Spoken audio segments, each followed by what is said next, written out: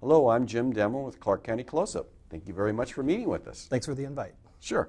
Okay, we're recording this interview on July 25th. What are the current fire conditions for Clark County?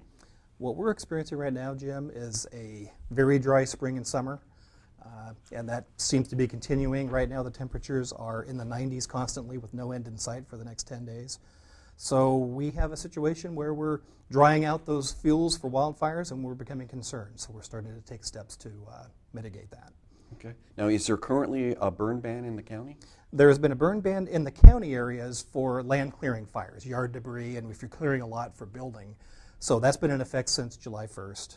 That was implemented a little bit early. In fact, it's usually not implemented until July 15th. We do have a burn ban that's going to be implemented at midnight tonight, which will be Thursday the 26th at midnight.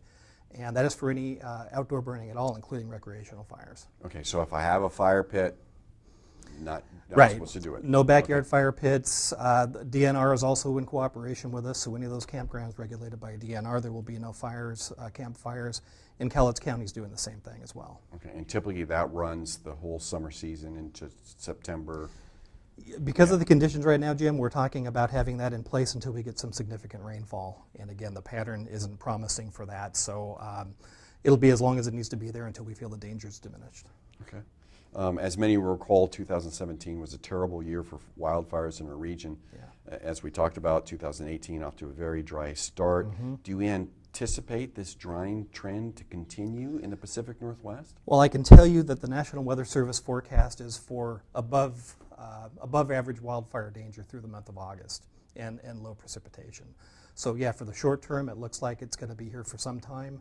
And that's, like I say, that's why we're taking the steps we are to look at the burn bans to make sure that we take those risks out of the equation. Let's not even make them a factor. Let's get rid of the ignition sources and diminish our hazard.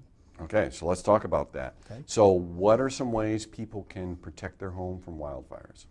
Well, as far as creating the fire themselves or protect them from an oncoming wildfire? Oncoming wildfire. Oh, gotcha. Okay. Well, again, we're very fond of the defensible space. Okay. Clark County preaches a 30-foot defensible space around your home. And what that means is that you're clearing anything from around your home that's going to pull the fire from the wooded area and give it fuels to advance to your house. So that could include limbing trees up to a height of about 15 feet so that the fire can't spread from the ground up into the trees and advance from there. Use landscaping that is not prone to combustion.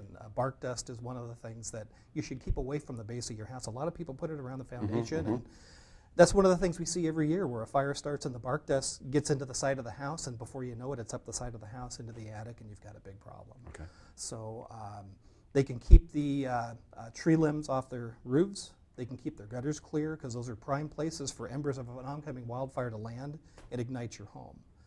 We see a lot of folks who keep things under their porches or under their decks, combustible materials, whether it's camping equipment or lawn furniture or something like that, and they store it there. Don't store things underneath there because that just gives those embers some place to go underneath and catch those areas on fire. So keep those areas away from your home, the 30 feet away from your home. Yep. Okay. And before people start removing shrubs or things, do they have to worry about if they live within a city or also like a wetland? Is there anywhere they have to check? Well, certainly we don't want someone to bring a bulldozer in and create bare dirt, especially if you're in a creek area or a wetland area. There are environmentally sensitive areas. You should contact your jurisdiction and make sure before you do anything like that in terms of removing trees or other plants around a wetland or a stream, contact your jurisdiction, make sure it's okay to do that. Okay. And I think just this morning, for different jurisdictions, cities will have different bans. For example, I think just Vancouver this morning issued that they're doing a burn ban as well, recreation. Yes. Yeah. Okay. So yeah, check with your cities also. I can speak on behalf of the Clark County in general and unincorporated. Again, I know Vancouver was going that route, and I expect there may be other cities to follow. Okay. Now, do rural homeowners that, let's say those that live up in higher elevations, do they need to take additional steps? I think if you live in a higher elevation area, you're likely to live on a slope, or you're likely to have longer roads that lead to your house. So for places that are on a slope, for example, if you have a house and it's overlooking and you have a great view, that's great. Just keep in mind that a wildfire travels up a slope much faster than it travels on level ground, because all of that heat now is going up the slope, preheating those fuels, and it can burn much more fiercely than a level ground. So I think more defensible space is warranted when you live on a slope or at higher elevations. Make sure that the access is conducive to getting the fire department in while others are trying to get out, especially for long driveways or long private roads. Having turnouts every so often to allow that two-way traffic. If it's a 12-foot driveway, you might put 10 feet on the side every few hundred feet to give people the opportunity to pass, let the fire apparatus get in while others are trying to come out. And the winds are typically a larger factor at a higher elevation, so that can push the wildfire and influence its behavior. Just something to keep in mind for that larger defensible space. Okay, now let's get to the other question. Are there some ways that people can avoid accidentally starting a fire themselves? Absolutely, and human-caused wildfires are the most common that happen. Sure, we get some from lightning, but let's talk about the ones we can prevent. Smoking is a big factor. We see folks, again, getting back to the bark dust or the dry grass around your home, put the cigarette out or think they put the cigarette out on the ground and it doesn't. It sits there and smolders, and before you know it, you have a fire. So if you're going to smoke outside your home in those areas, or actually in any area, use a non-combustible, like a metal can, put some water in the bottom of it, and use that as your ashtray. Make sure that cigarette is completely soaked before you go inside. Another thing that we see a lot of is where people dump their barbecue ashes. They're done with the barbecue, it's been a day or two, they think it's cold enough, they'll dump that in the corner of the yard somewhere, and before you know it, you've got a fire burning there. They don't realize that those ashes can really retain that heat, especially when they're in a pile, and it can continue to build up heat and ignite combustibles around it. So dumping your barbecue ashes in a metal container, again with water, put a lid on it, let it soak there for several days, and then dispose of it in your trash or however you want to do it. Those are two of the biggest ones that we see. We do sometimes see wildfires sparked by using equipment, whether it's lawnmowers, chainsaws. If you're going to be working in your yard with those types of equipment, stick around for an hour or two after you're done. Keep an eye on things. Make sure there's not something smoldering that's going to pop up when you're done. Those are probably the big hitters. Okay. All right. In June, Clark County approved changes to the county fireworks law that will become effective in 2019, so next July. Correct. What were some of the major changes? Well, the big change was, rather than have the county split into two different laws where you have, we've had for the past 3 years, south of 219th Street, we've been allowing people to use them on July 4th only. North of 219th Street, it's been June 28th through July 4th. Starting in 2019, everyone's going to be on July 4th only. So we have a common law now in the unincorporated area that's going to be easier to educate the public on and reduce the confusion. We also put into effect the ability for the county council to prohibit the use of fireworks in an extreme fire condition. So if we were experiencing the conditions for the 4th of July next year that we're in here today, Jim, we would consult with the Department of Natural Resources. There's some benchmarks that we've made specific, and then the council chair would have to decide, are we going to allow fireworks to continue under these circumstances? But now we have the ability to prevent that if the conditions warrant that. Okay, and is there a time limit the county chair has to decide by? Yeah, there's nothing in the law that says that. We would certainly do it as soon as we know, because we're influencing the fireworks vendors, the customers who are looking for the product. We want to get that out there as soon as possible, but we may only have a week or two, maybe at most, to be able to get that word out.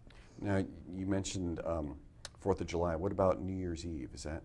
New Year's Eve is still allowed in unincorporated county for the use between 6 p.m. and 1 a.m. on the 31st, yes. Okay. Yep. Now, as we mentioned, same thing with burn bans. Cities have differing fireworks laws. For example, Vancouver has an outright ban. A number of cities seem to be tightening their restrictions along with the county. Can you give us an update on some of the cities? Wow, it was varied. Many cities took action on that. I know that Ridgefield, for example, and I'm reading here because I wrote some of these down this morning, they're allowing sales July 1st through the 4th with use on the 4th only. Battleground is allowing use on the 3rd and the 4th. Camas is allowing use on the 4th only, and La Center is allowing use on the 3rd and the 4th. So really, while we tried to get to some consistency, I think most every jurisdiction has narrowed that use window. But I think the best thing to do is still going to be to consult the jurisdiction in which you live to make sure you're following the rules. We're going to do our best on the Clark County website to update that information so it's all current with the changes that have been made this year. But it's really still kind of a patchwork of different things depending on what city you're in. But I think we've made some gains on that window of use. Okay. Is there anything else you'd like to add about fire safety? Well, just in general, when you're outside, be careful, especially, I say outside, it applies anytime, of course, but right now, specific to wildfire danger, be aware of your surroundings. Know that if you live in those areas, what we call the wildland-urban interface, and that's where houses are being built in the wooded areas and the outskirts of the more populated areas, be aware of your surroundings and what you're doing. Have two ways out in the event that an evacuation is called for. Develop a plan and practice it with your family and know what to do when that call comes. Because as we've seen, it can come at any time. It can, absolutely. You might get the call at midnight or 3 in the morning, and starting from scratch at that point is not the time to do it. Know ahead of time. And then have a meeting place outside the neighborhood so that everybody, you know everybody's made it to that meeting place. Just be careful with everything that you do outside, and if you have any questions about what's safe or what you can and can't do related to burning or any other outdoor activities that could be more hazardous than others, call us. We're happy to help. Okay, and that's Clark County Fire Marshal's office, 564-397-2186. Correct. And the website clark.wa.gov/community-development/fire-prevention, and we're putting that up on the screen. That'd be great. If you could put that on the screen, that'll help folks a lot. Sure. Well, thank you very much, and good luck with this fire season. Thank you, Jim.